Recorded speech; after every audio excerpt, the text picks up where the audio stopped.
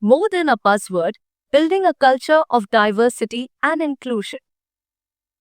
Welcome back to the channel.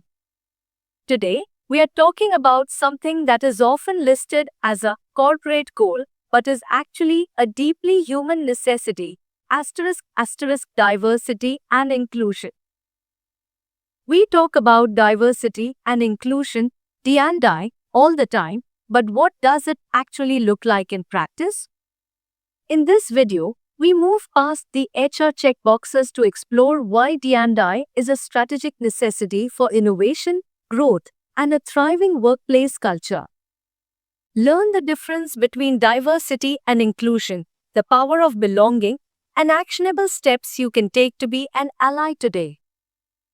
You've probably heard this famous analogy by Werner Myers: diversity is being invited to the party, inclusion is being asked to dance. But I like to take it a step further: belonging is being able to dance like nobody is watching. Today, we are breaking down why D&I isn't just the right thing to do, it's the smartest thing for your business and your community. Section 1: Diversity versus inclusion, the difference matters. People often use these terms interchangeably, but they are very different.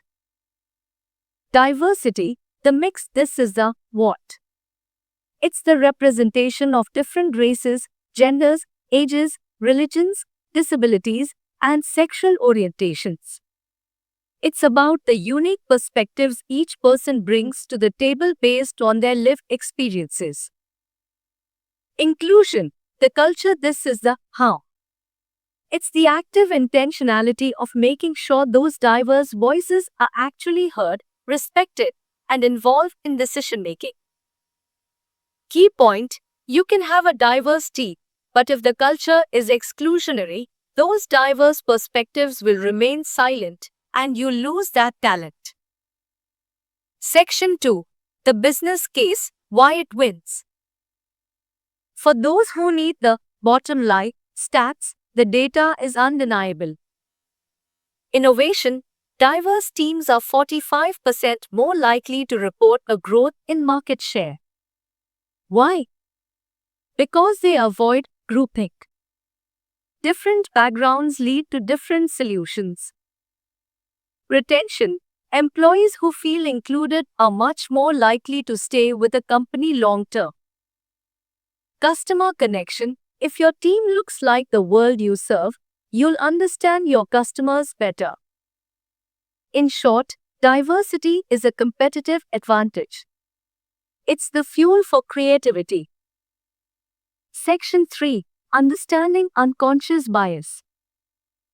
We all have a brain, which means we all have bias.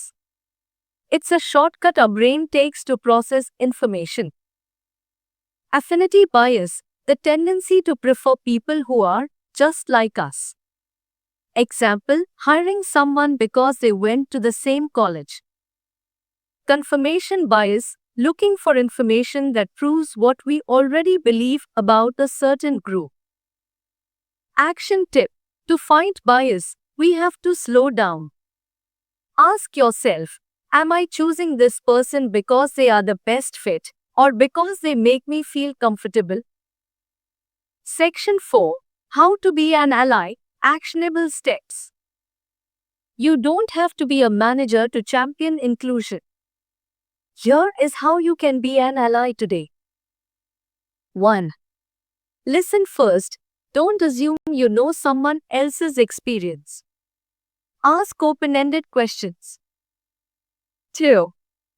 Amplify voices. If someone's great idea is ignored in a meeting, speak up. I think, name, had a great point, let's go back to that. 3. Educate yourself.